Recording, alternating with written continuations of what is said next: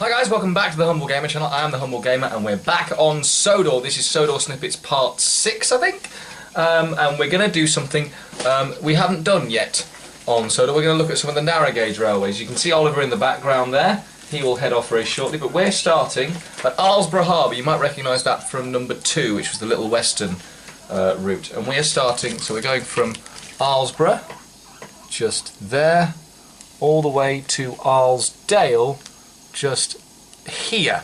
So it's going to take us about half an hour to drive the whole thing. This is part 1 of 2. There's going to be part 2 tomorrow. We'll go through what's happening in part 2 tomorrow, because we're on Duke's old railway.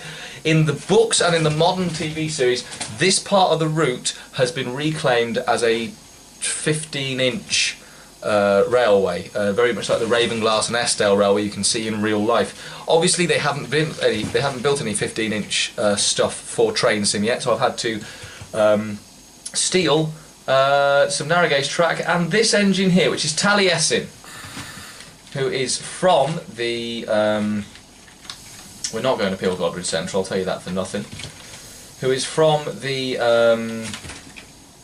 stable of Ffestiniog locomotives. You can find them, they've just been brought out on November 9th, so it was about 5 or 6 days ago now, about a week ago, along with the Ffestiniog route as well and a route scenery update. You can check them out in the description below. They're from UK Train Sim. They're done by Steve Pontin and others whose name is escaping at the moment. Steve Pontin is responsible for the Taliesin railway you can get both on Microsoft Train Sim, the original one, if you're still playing that, and Train Sim 2013 or 2017 as I'm playing now.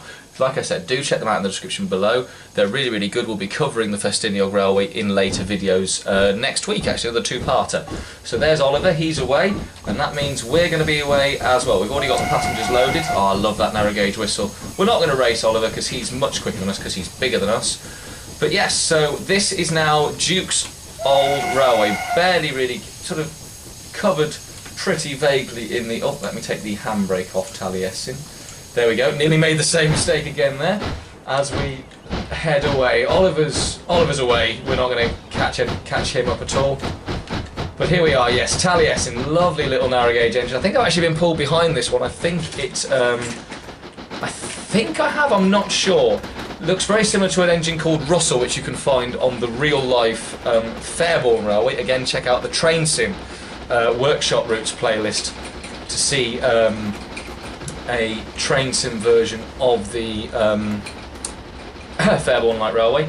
Now the speed limit for most of this route is 20 miles an hour. The quickest I've managed to make any of these locomotives go, we'll be seeing other ones as well at various points, is 19 miles an hour, so just make sure I don't crash on the first corner. No, they're fairly stable little things, these narrow gauge locomotives. We don't want to go too quickly because the first station's not too far away. So this is Arlesdale. You've seen this very briefly before. You obviously saw a lot of that sort of region over there where Oliver's heading very slowly. Ignore this little bit of stuff here. That's being rebuilt because this route has gone through a lot of changes. It's the first one I built full. It's the first full route I built after Toby's branch line, which you can see in episode 4 of Sodor Snippets. For those of you that are big fans of the main line, we are going to get to that, but at the moment I'm doing a lot of scenery work on a lot of other bits of the route. There's a lot of narrow gauge stuff going to come your way. Obviously the Skarloey Railway is going to happen.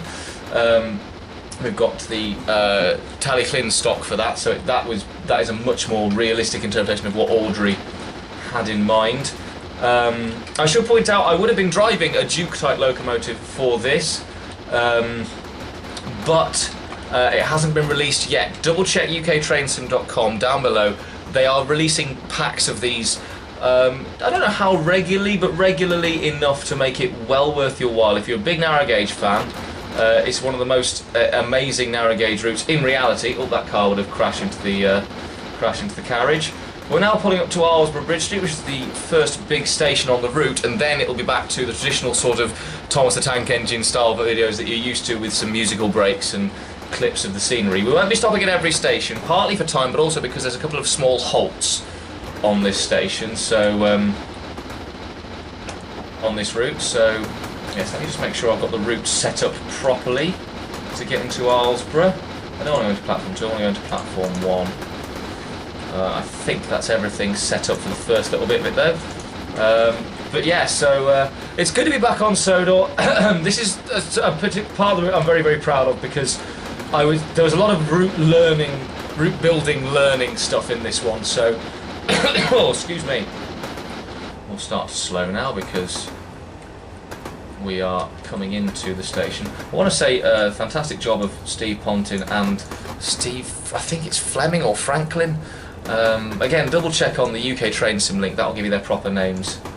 But they've done some fantastic work on these locomotives, and this cab is lovely. As is that whistle. I love these. I love the Ffestiniog Railway locomotive in stock. It's absolutely beautiful. Gives a lovely, unique look to all the.